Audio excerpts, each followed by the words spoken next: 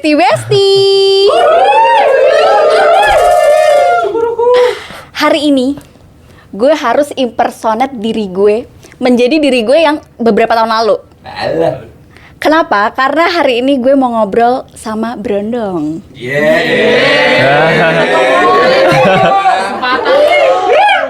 Bukan Brondong biasa cuy.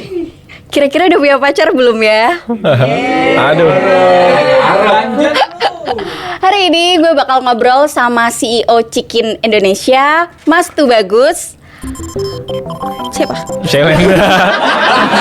Shailendra Wangsa Disastra. Mas Tubagus Shailendra Wangsa Disastra.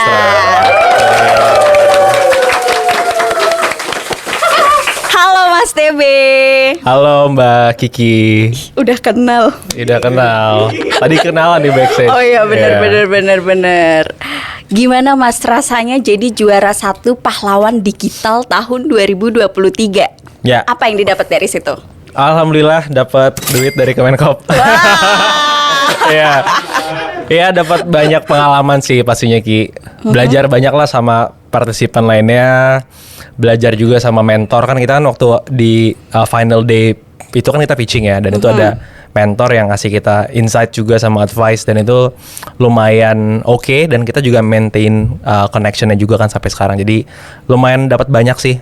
Dan setelah itu ada follow up eventnya kan, setelah itu Setelah itu ada lagi dari Kemenkop, itu kita ada mentoring session, ada juga strategic expansion plan dari Kemenkop buat kita bisa dapetin access to market yang lebih jauh lagi seperti itu. Jadi banyak banget sih strategic kolaborasinya lah yang kita dapat gitu. Oke, selain berarti tadi uang pasti dapat, networking juga dapat, terus ilmunya juga dapat. Nah, gimana sih waktu itu kenapa kamu sampai bisa jadi juara 1? Apa sih ide yang kamu tawarkan gitu? Apa rayuan apa yang kamu pakai sehingga tuh si juri itu oke, ini juara 1 gitu? Apa ide yang kamu tawarkan waktu itu?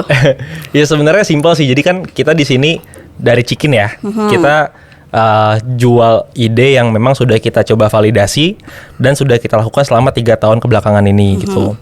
Jadi memang Chikin ini pada dasarnya kita ini teknologi peternakan ayam. Kita memprovide teknologi dari hulu hingga hilir, baik dari akses permodalan, akses produksi pakan dan juga bibit untuk peternak, sampai akses pasar. Nah ini kita pastikan ke peternak di Indonesia, dan kebetulan waktu itu kita sudah ada traction, alhamdulillah sudah ada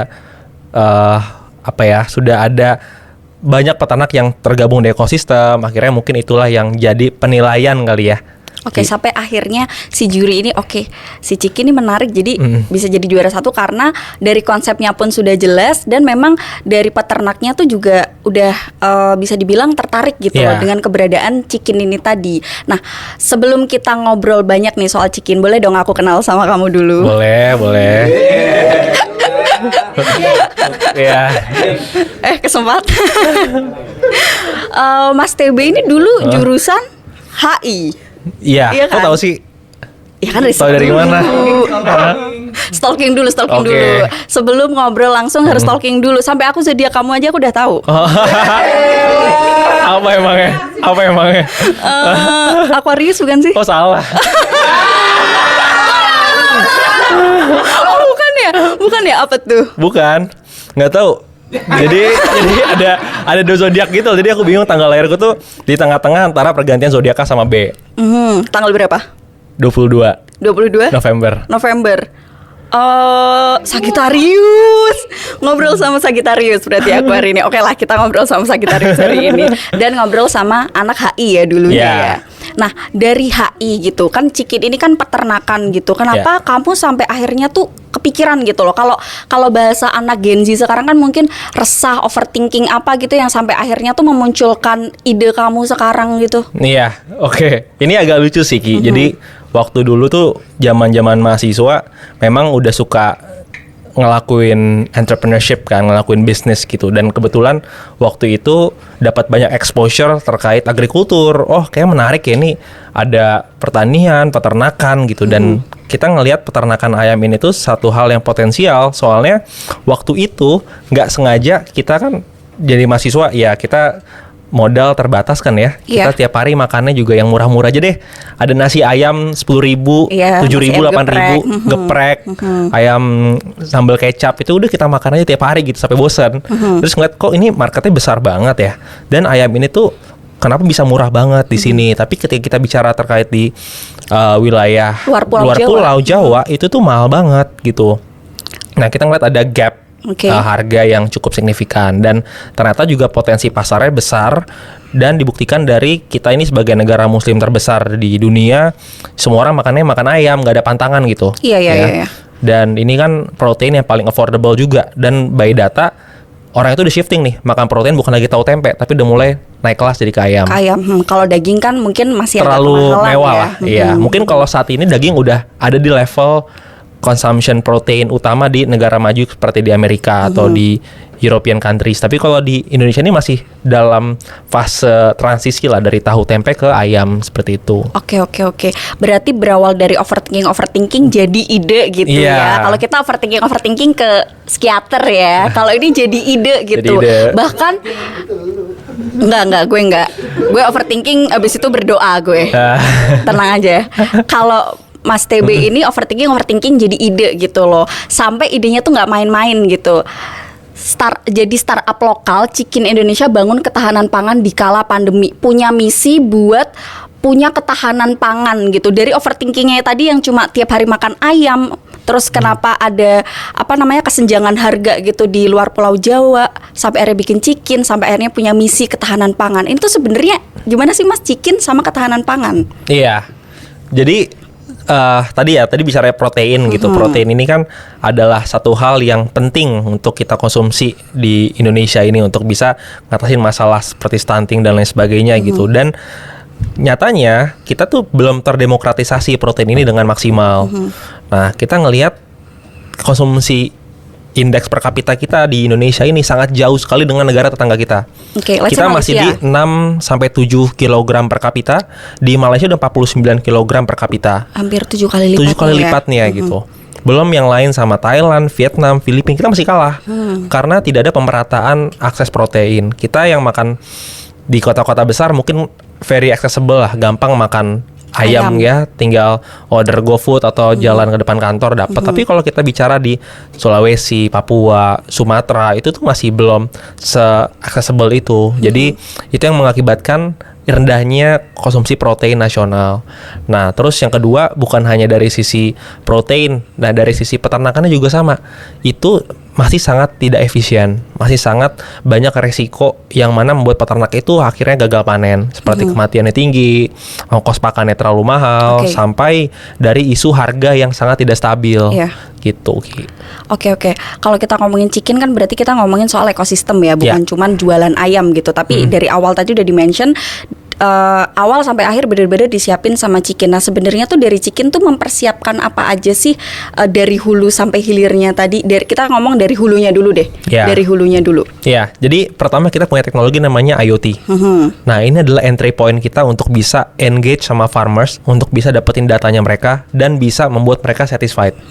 Kenapa? Karena teknologi ini itu bisa mengatur suhu, kelembapan, oksigen, sehingga membuat ayamnya nyaman. Jadi kuncinya bikin ayam nyaman, Ki.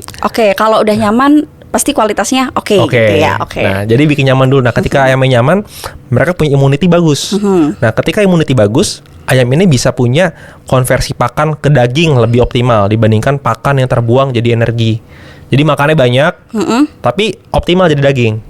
Oh gitu. iya, moodnya ayamnya juga ya. Berarti kalau misalkan diibaratkan sebagai manusia, misalkan kita makan tapi moodnya jelek juga nggak jadi gizi gitu. Iya, nggak jadi gizi. Nah, kita membuat itu jadi lebih optimal.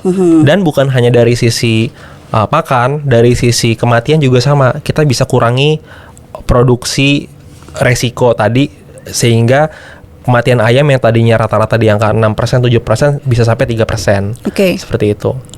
Berarti membuat ayamnya itu nyaman, dan memang di sini isunya pakan ya, karena aku tuh pernah baca waktu itu soal pakan gitu ya. Jadi peternak itu tuh isunya adalah mereka tuh nggak tahu sebenarnya ayam ini tuh butuh dikasih pakan berapa sih, berlebih atau enggak. Nah itu diatur juga nggak sama Chikin, karena tadi yang aku dapat kan hanya membuat si ayamnya nyaman ya. Betul. Nah itu kalau untuk volumenya untuk pakannya gitu diatur juga nggak sama Jadi ini Chikin? memang saling berkaitan Ki. Ongkos pakan itu berkontribusi 70 hingga 80% dari total produksi panen. Oh. Jadi paling besar itu Paling besar di pakan ya? ongkosnya dari pakan. Nah, ketika pakannya itu over wasted ya, terlalu banyak yang terbuang, itu membuat peternak rugi. Iya. Gitu. Nah, gimana cara bikin peternak itu tidak rugi? Ya kita optimalkan produksi pakannya, ya kan? Konsumsi pakannya kita kecilkan sehingga ayam itu optimal jadi daging tanpa harus membuat pakan itu terbuang dengan sia-sia. Oh, Nah, oke, jadi oke, kita oke. bikin ayamnya nyaman. Nah, ketika ayamnya nyaman, mau nggak mau konsumsi pakannya jadi lebih sedikit kan? Gitu. Jadi nggak butuh 2 kilogram pakan untuk jadi 1 kilogram daging. Tapi cukup 1,4-1,5 kilogram pakan jadi 1 kilogram daging. Jadi Oke, ada oke. efisiensi 500 gram pakan per 1 kilogram daging. Bisa Gitu loh. bisa apa namanya, dari peternak yang awalnya konvensional terus akhirnya gabung Chikin tuh mereka bisa misalkan berapa persentase keuntungannya gitu, kayak mereka bisa kayak apa sih? Jadi yang awalnya membuang pakan sampai akhirnya mereka bisa lebih mengoptimalkan pakan tuh berapa persentasenya? Jadi dari sisi pakan pertama kita bisa improve sekitar 20%. Terus yang kedua dari sisi kematian, mortality rate kita bisa improve, kematiannya bisa berkurang hingga 50%. Oke. Dan yang terakhir ongkos listrik. Ongkos listrik. Listrik ini kan cukup lumayan berperan penting ya. Iya, karena yang aku tahu tuh biasanya si peternak itu kan pakai lampu Iya. itu kan yang kuning itu Pakai kan. fan, pakai kipas, ada juga cooling pad, ada pendinginnya Iya. gitu. Nah, itu kita bisa efisienkan juga hingga 50% seperti itu. Oke. Terus itu kan dari sisi hulunya tadi udah dipersiapkan ya. Terus dari hilirnya seperti apa? Nah, ini yang jadi tantangannya Ki. Masalahnya harga ayam itu tuh naik turun pagi, siang, sore, malam. Oh, bahkan dalam satu hari tuh harganya bisa naik turun. Betul. Kenapa bisa gitu? Karena pasar itu dia yang punya kontrol atas harga. Dan masalahnya peternak ini dia nggak punya kontrol atas harganya. Dia di sini tidak punya power. Soalnya ayam ini kan masa panennya sangat singkat ya. 30 sampai 40-an hari itu udah harus panen. Kalau nggak bakal mati nih. Iya. Umurnya pendek. Nah, ketika udah umur 30-an hari dia harus segera jual. Kalau tidak ayamnya bakal mati kan. Iya. Nggak bisa disimpan di stok, ditaruh inventory gitu nggak bisa. Jadi mau nggak mau harus dia jual segera. Nah, ketika udah umur masa panen atau umur tua itu dia panik nih kadang nih. Wah, ini gimana cara jualin ya? Kalau nggak kita jual, ini bakal rugi nih, Iya. gitu. Bakal mati kan. Iya. Jadi udah dijual rugi aja. Pasar ini punya peranan penting. Oke, dia punya bargaining. Akhirnya yaudah deh kita beli murah. Sekian ya Pak. Dan mau daripada rugi nggak diapa-apain ya. Daripada rugi kan. Jadi nggak ada off taker, nggak ada kepastian penjualan, pasar. nggak ada kepastian pasar. Nah, itulah nggak bikin harga itu sangat naik turun, gitu. Oke. Nah, si Chikin ini kan punya rencana, punya misi gitu. Salah satunya juga pengen menstabilisasikan harga ya lewat hilirnya yang sudah dipersiapkan sama Chikin itu tadi. Sebenarnya tuh kalau dari Chikin sendiri tuh sudah menguasai pasarnya berapa persen sih dari keseluruhan pasar ayam yang ada di Indonesia? Ya, jadi saat ini kita itu punya 40 juta ekor per harvest cycle, 40 per juta masa ekor. siklus panen yang sudah tergabung di ekosistem Chikin Indonesia. Tapi kita saat ini baru melakukan kontrak pembiayaan ya untuk peternak itu sekitar 2 juta ekor ayam satu harvest cycle. Jadi sebenarnya masih ada ruang yang besar untuk kita bisa tap in, untuk kita berikan permodalan, karena core bisnis kita bukan hanya dari sisi supply chain ya, tapi juga permodalannya. Oh iya, ada Gitu. pembiayaan ya Ada di situ pembiayaannya. ya. Nah, pembiayaannya itu tadi tuh dalam bentuk apa aja dari Chikin yang kasih? Kalau pembiayaannya kita, jadi konsepnya kurang lebih mirip kayak BNPL, Buy No Pay Later. Jadi peternak nggak perlu takut mikirin uang dari mana buat beli pakan. Kita udah provide nih, kita kasih credit scoring, kita connecting mereka dengan para pemodal seperti akses dari bank, multifinance, fintech dan lain sebagainya, dan kita bisa langsung berikan jaminan atas pembelian dari sisi peternakannya. Jadi peternak gak usah pusing nih, dia dikasih modal buat beli pakannya datang gratis buat mereka, dan kalau panen kita beli lagi. Oh, berarti peternak itu bisa dibilang kayak tinggal duduk aja Tinggal gitu duduk ya. manis Tinggal aja. duduk manis aja. Mereka punya kandang gitu. Terus misalkan butuh pakannya bisa pesan gitu lewat Chikin. Betul. Terus kalau untuk bibit gimana bibit? Sama, pakan, bibit atau OVK, vitamin itu bisa kita provide semua. Jadi itu udah all in, permodalannya untuk beli itu. Dan nggak pakai kalau sekarang itu modal harus ada jaminan segala macam Iya, gitu. tanpa jaminan. Tanpa jaminan Iya. karena Chikin tadi sudah menjamin gitu ya dari pihak lendernya. Yes, jadi nggak perlu, penjaminnya si betul. Chikin, terus peternak tinggalnya udah beternak Iya, aja gitu. betul. Oke. Aku jadi pengen jadi peternak. Ternak yang bener, ternak ayam. Karena dulu kalau aku boleh cerita, tapi boleh cerita ya. Boleh.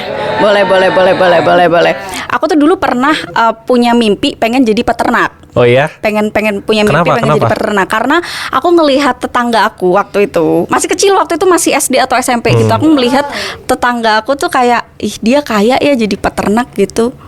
Aku juga pengen dia jadi peternak daripada nanti aku kerja ikut orang. Kayaknya itu deh, capek deh. Terus gitu. kenapa nggak jadi peternak sekarang? Nah, kenapa nggak jadi peternak? Jadi mimpi aku waktu itu dipatahin sama orang tua gitu. Oke. Orang tua tuh bilang, kenapa kamu jadi peternak? Karena kalau kamu jadi peternak tuh nanti kamu nyari lahannya tuh sulit, harus di tengah sawah segala macem gitu.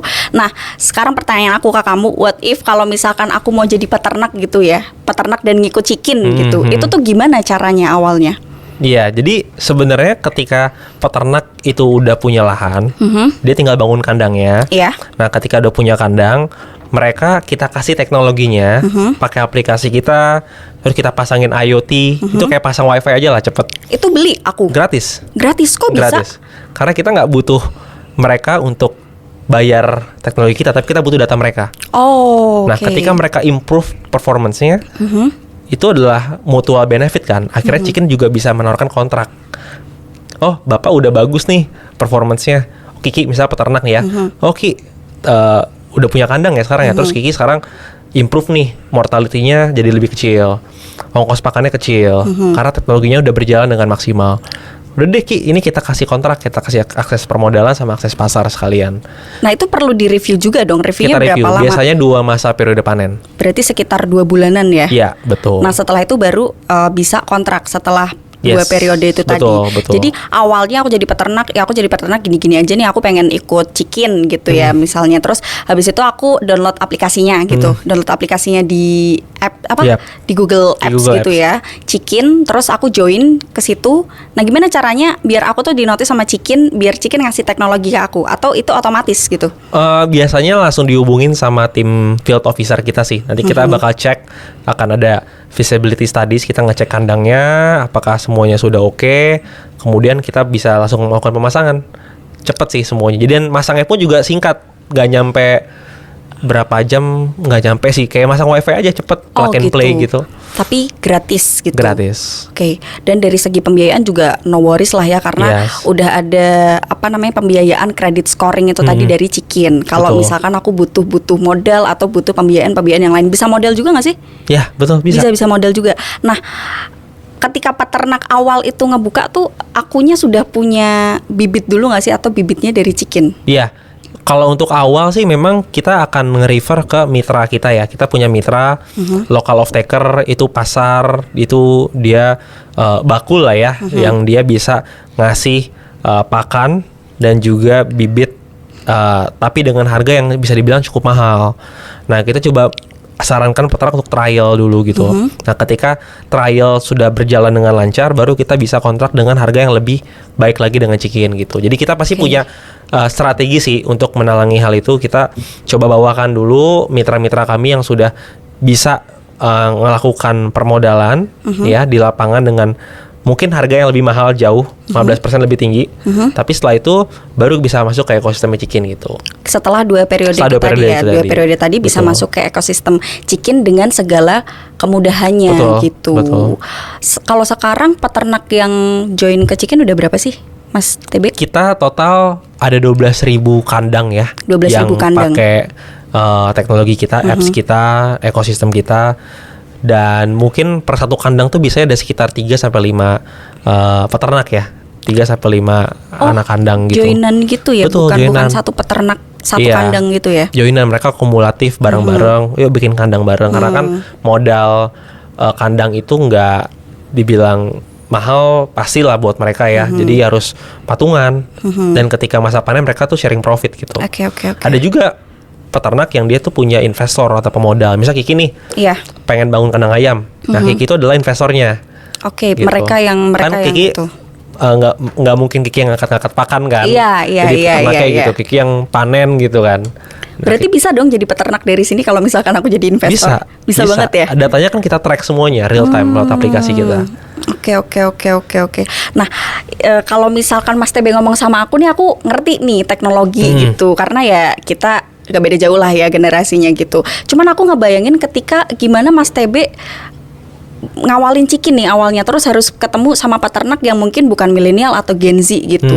Itu gimana mengenalkan sebuah teknologi kepada peternak gitu, yang mungkin bisa dibilang ke peternak sekarang masih banyak yang konvensional gitu daripada mereka yang sudah mengenal teknologi. Pikiran aku seperti itu. Kalau menurut Mas TB kayak gimana? Awal-awal itu cukup painful sih. Tidur di kandang. Ya, kita hidup di kandang lah ya. Oke. Sampai badan tuh beruntusan lah ya kan, gara-gara suhu kandang kan kurang bagus, jadi cukup kena alergi juga tuh waktu itu tuh. Jadi Bentar, berarti awalnya Mas TB ini jadi peternak dulu jadi peternak. Oh, Jadi peternak. karena apa namanya penasarannya itu tadi, Yes. akhirnya oke, aku turun deh ke lapangan gitu jadi Iya, peternak gitu. Betul, karena harus bisa touch the table kan, touch the ground dulu, dan ternyata menarik ya. Aku sih suka ya ngadepin hal-hal kayak gitu, ada adventure-nya aja gitu. Terus ketika di kandang itu akhirnya belajar lah sama peternak-peternak lain. Jadi kita ya minta referral, ada peternak lain gak sih di daerah sini. Dulu awalnya di Klaten, ada lagi nggak, main sowan ke sana. Kita belajar dari peternak-peternak yang udah lama, udah 20 tahun berjalan jadi peternak. Jadi awal muasalnya gitu, mendalami banget jiwa jadi Mendalami peternak peran lah. dulu ya, Iya. baru Terus kan bisa. dulu zaman kuliah kan, kuliah di Malang, Iya. Jawa Timur, tapi kandang di Jawa Tengah. Nah, Kenapa? Karena dulu tanahnya murah sih. Oh, oke. Jawa Tengah tanahnya murah, dan kebetulan dapat tanah yang datar juga. Terus kita ngomongin logistik, itu lebih efektif di Jawa Tengah soalnya bisa ke daerah timur ataupun barat. Yaudah deh, akhirnya kita putusin Jawa Tengah. Walaupun pada saat itu harus back and forth kita tiap minggu. Jadi hari Minggu itu kita udah harus pulang dari kandang ke Malang untuk kuliah lagi. Jumat balik lagi ke Klaten. Jadi itu tiap hari back and forth naik bus aja sih itu. Itu bener-bener ngawalin jadi peternak, punya ayam gitu, bangun kandang bangun terus kandang. punya ayam. Betul. Dan Awalnya dulu modalnya konvensional juga dulu. konvensional, dan modal itu tanpa modal loh. Kok bisa? Kita tuh kerja tanpa modal dari dulu sampai sekarang gitu ya. Kita hanya manfaatin modal-modal dana-dana hibah, lomba pemerintah. Dulu ada dari Dikti, ada program pendanaan hibah, ide bisnis mahasiswa. Yaudah deh kita lombain gitu. Terus dulu proposal planner banget deh. 80-90% bahkan waktu kita tuh di luar. Di kelas itu cuma 10% dan itu cuma modal tidur aja. Aduh. Capek. Tapi lulus berapa tahun lulus? Lulus berapa tahun? Lulus 3 tahun setengah sih. Oh. Tapi ya itu nge-cheat juga sih. Oh, nge-cheat. Bentar. Nge-cheat juga gimana sih. nih? Nggak, nge-cheatnya maksudnya gini, kayak di kampus tuh kan kebetulan ada program tanpa skripsi lah ya. Jadi kita harus punya prestasi gitu kan. Nah, kebetulan dulu walaupun ke kampus itu jarang masuknya, suka bolos, absen, tapi kegiatan di luar kan banyak kan. Iya. Nah, itu lomba-lomba proposal pendanaan yang menang-menang tadi tuh kita coba ajuin deh ke kampus. Ternyata bisa dengan syarat tanpa skripsi, tapi kita coba present project yang kita kerjakan ini apa. Dan alhamdulillah chicken ini ya kita pakailah buat bisa lulus cepet gitu. Oh, berarti Iya. bisa lulus cepat salah satunya karena ngangkatnya si Cikin itu tadi buat Yes. skripsi atau apa kita Iya, sebutnya? skripsi. Skripsi ya. Nah, kita balik lagi ke yang ngenalin teknologi tadi kan Iya. belum kejawab ya. Kayak bener-bener kamu Oh, iya. datang ke daerah itu gitu kan. Kamu datang ke daerah itu terus sampai akhirnya gimana nih orang pertama yang mau pakai teknologi kamu? Pasti yang pakai teknologi kamu pertamanya diri kamu sendiri dong. Iya, iya. Terus orang kedua yang pakai teknologi sampai akhirnya mau tuh gimana? Caranya? Itu tetangga-tetangga aja kan. Pasti kan kita kan peternak itu guyup ya. Iya. Kita nih sangat komunal ya. Kita pasti nggak mungkin peternak sendirian. Dia pasti nyari referensi teman-temannya, nyari temen lah. Oke. Nah, waktu jadi peternak itu akhirnya kita banyak banget kenal peternak-peternak sekitar Klaten tuh.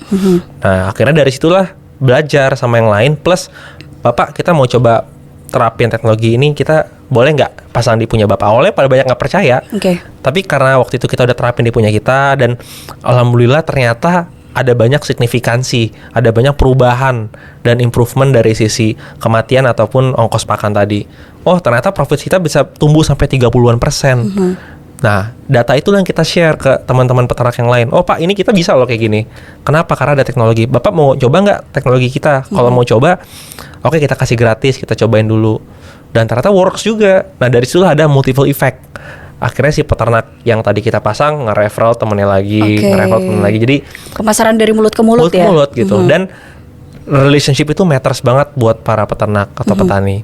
Jadi kita ngejagain hubungan itu dengan sistem yang bisa dibilang cukup paguyuban juga gitu ya. Kita bikin komunitas WhatsApp-nya, kita undang yang pakai Cikin di grup WhatsApp, kita kasih pelatihan-pelatihan, seminar-seminar online. Jadi oh ternyata ramai ya sekarang Iya, ya iya, gitu. iya. Nggak berasa ada ribuan peternak sekarang gitu. Awalnya cuma 1-2 peternak kita coba, tapi bertambah terus gitu. Tanpa kita harus agresif satu persatu, door to door, ketok pintu tuh bakal capek sih. Oke, gitu. aku ngebayangin juga gitu apa door to door atau gimana, tapi ternyata enggak ya. Enggak ya, dari pemasaran mulut ke mulut itu tadi, terus ada grup WA segala macem sampai akhirnya jadi banyak gitu. Betul. Kan. Oke.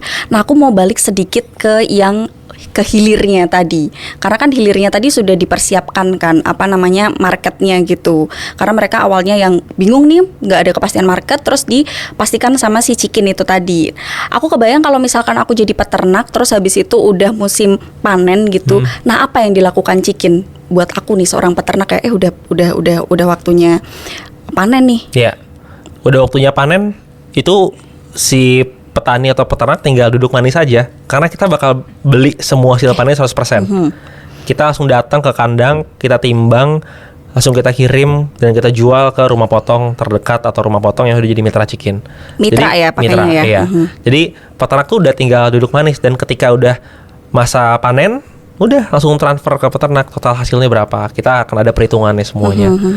Gitu. Oh, berarti ada semacam kayak pabrik yang memang dari Cikin sudah bermitra gitu. Iya. Nah, ayamnya itu bentuknya seperti apa dijualnya? Iya, Sama kan Cikin. kalau dari peternak kita jual ke rumah potong berupa ayam hidup kan. Nah, setelah kita jual berupa ayam hidup tadi, itu kita proses di rumah potong binaan kita, Iya. yang sudah joint venture dengan kami. Kemudian kita jual lagi hasil proses yang telah dipotong di RPA untuk kita jual sampai ke restoran gitu. Nah, kita sekarang makanya konsepnya itu vertical integrated ya. Kita nggak pengen jual hanya dari kandang sampai ke pasar. Oke. That's it. Itu akan sangat rentan dengan resiko harga yang naik turun. Tapi ketika kita bisa jual itu dengan kita kasih added value, jadi ayam yang tadinya harganya 15.000, 17.000 per kilo, tapi kita bisa jual sampai 30-an ribu. Karena sudah ada added value-nya apa? Proses gitu. Kita jual berupa daging karkas, fillet, boneless dan lain sebagainya. Oh, jadi pisah-pisahin gitu ya. Betul. Kayak udah diplastikin gitu ya, Udah aku lihat ya. diplastikin. Nanti mungkin kreatif ya ditampilin gambarnya di sini. Hasilnya Cikin Ya. ada yang udah diplastikin itu tadi kan. Betul. Dan itu memang udah dipisah-pisahin gitu ya. Iya, udah dipisah-pisahin. Jadi kan ada customer yang preferensinya butuh wings aja atau butuh boneless. Biasanya itu customer-customer yang dia personanya itu jualan bakso, nugget, dia butuhnya boneless. Nah, kita udah provide tuh, kita ada pemotongan sendiri seperti itu. Oke, bahkan sampai pasar yang segitunya tuh udah diperhatiin banget ya sama Chikin ya.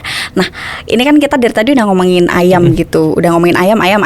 Nah, kalau dari Chikin sendiri tuh kedepannya pengen ngembangin sektor peternakan lainnya nggak sih? Kalau sekarang kan masih fokus di ayam nih, pengen kayak yang lainnya kayak misalkan peternakan apa? Peternakan sapi atau peternakan buaya itu malu. Gue yang diternak.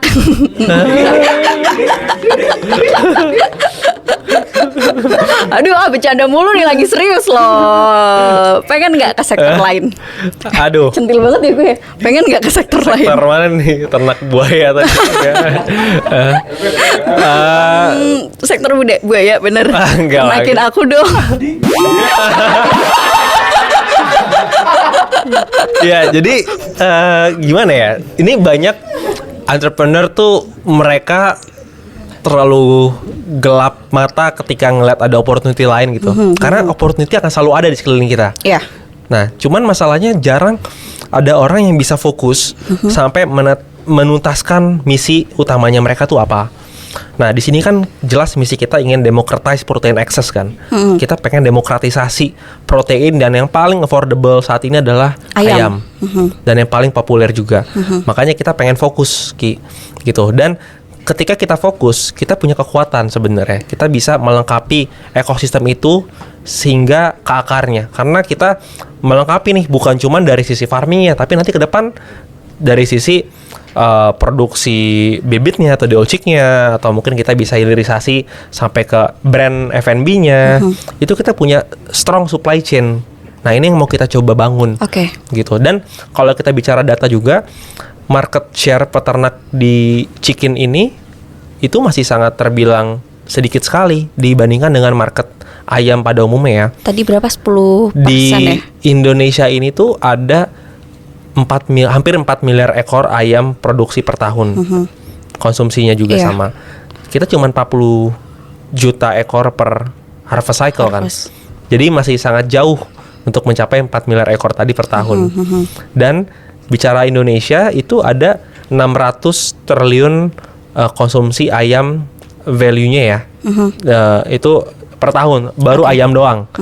Dan kita kan punya indeks konsumsi protein yang masih sangat rendah. Jadi masih ada kesempatan untuk tumbuh nih. Si ayamnya itu tadi. Betul, dari Konsumsi 7 ayam. kg per kapita sampai ke 49 kg per kapita. Berarti masih ada opportunity sampai 7 sampai 8 kali lipat pertumbuhannya kan. Berarti bisa-bisa di angka 24 miliar ekor mungkin Per kapita. per tahun konsumsi ayam nasional. Jadi kenapa kita harus pusing-pusing mikirin komoditas lain kan? Kita pengen dulu nyelesain ini sampai ke akarnya, baru kalau memang udah benar-benar mentok kita bisa ekspor ke yang lain gitu. Jadi kita memang saat ini pengen tetap fokus untuk ngatasin masalah di industri perunggasan sih. Oke, pengen nuntasin dulu masalahnya sampai ke akar. Mungkin nanti kalau misalkan ada opportunity lain ya sangat possible Ya, ya sangat possible. untuk apa namanya mengembangkan di sektor peternakan lain Yes, gitu. betul. Nah, Mas TB, ternyata Mas TB ini udah pernah masuk ke Forbes. Ini ada beritanya. Tubagus Sailendra, CEO Chikin Indonesia yang masuk ke Forbes 30 under 30. Under pressure. Oh, kok lo under pressure? Kenapa kok under pressure? Iya, jokesnya biasa gitu. Under pressure. Gensi emang suka gitu.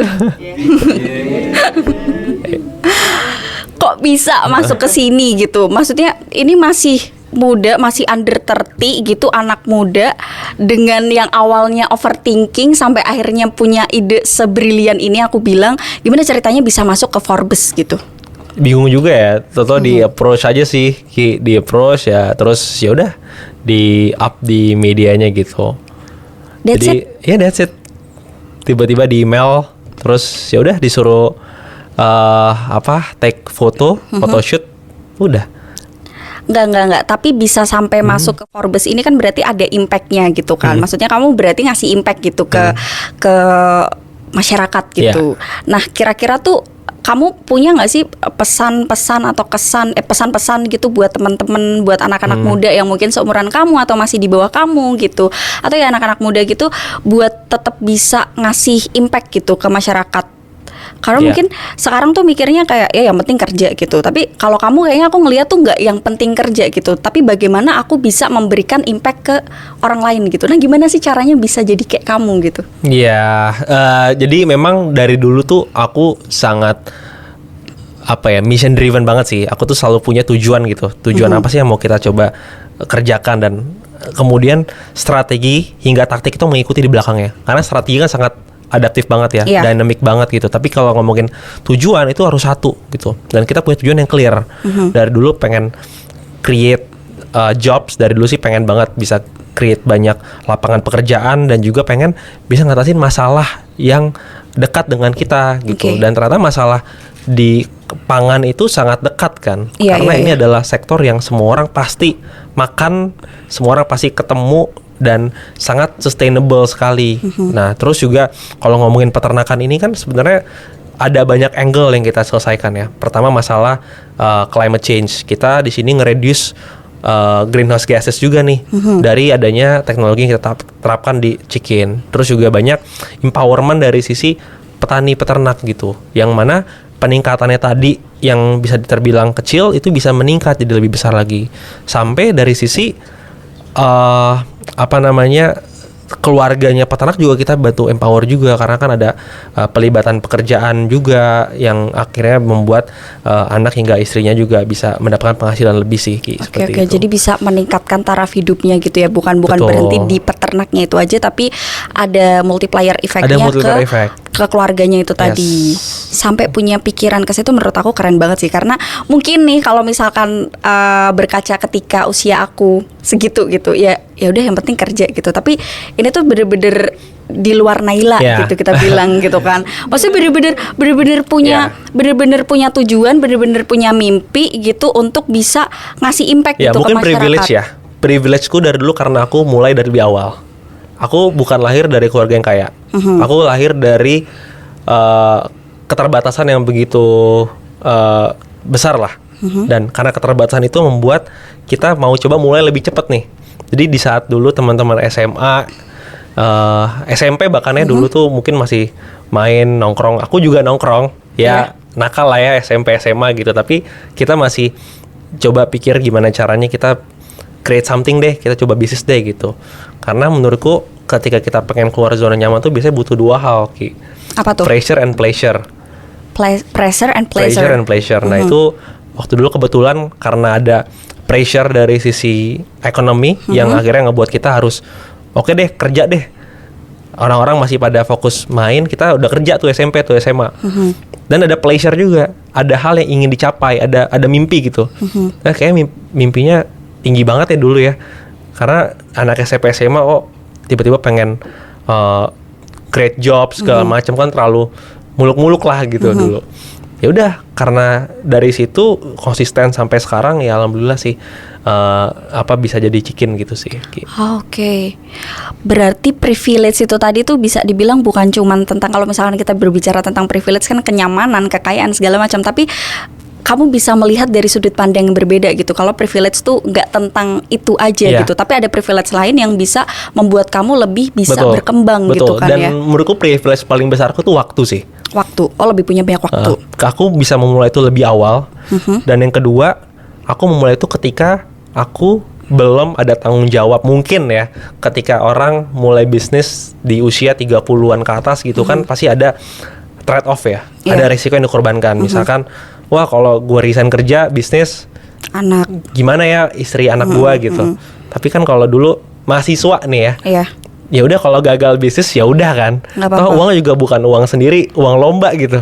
Dapat dana hibah sekian juta, kita beli tanah, bikin kandang, upgrade kandangnya, naikin profitnya. Gagal ya udah gitu. Nggak ada yang kehilangan banget juga kan. Itu privilege-nya sih sebenarnya. Oke. Jadi sebenarnya kalau ya ini buat semua anak muda di Indonesia, jadi jangan pernah takut buat mulai sih, dan jangan pernah ngerasa ketika kita masih muda itu kita nganggap kita itu belum siap untuk memulai. Jadi nggak usah banyak alasan buat mulai suatu hal sih, itu sih Ki. Mulai aja dulu. Mulai aja dulu. Kayak apa tuh? Mulai aja dulu kayak iklan sebelah. Tapi kayaknya semua orang bisnis itu entrepreneur gitu sering banget mereka bilang kayak ya udah yang penting berani aja mulai dulu gitu.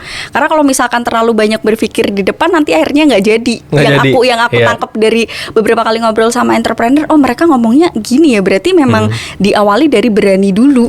Betul. Oke. Nah kita balik lagi ke Cikin gitu kan.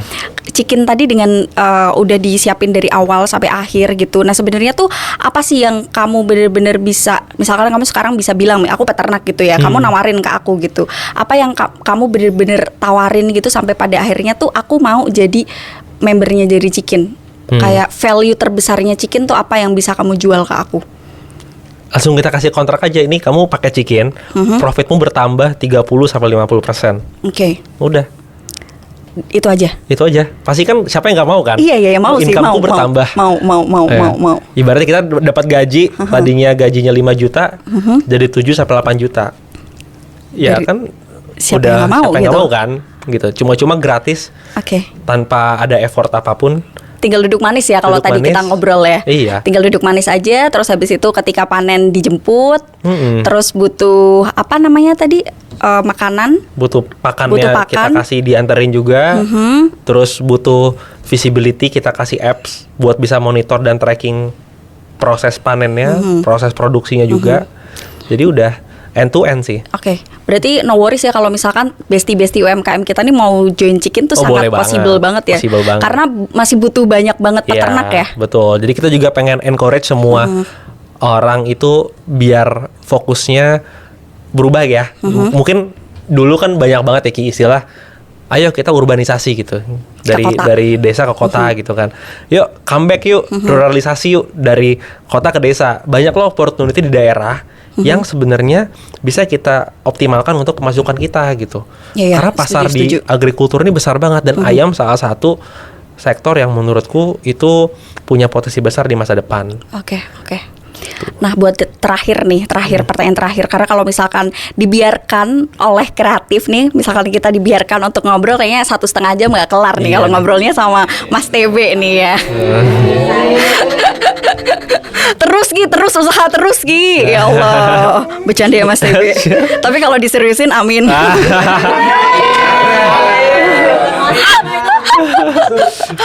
Terakhir nih Mas TB, karena kita lagi ada di inspirasi penting. Coba dong kasih inspirasi penting yang paling penting ke bestie UMKM kita.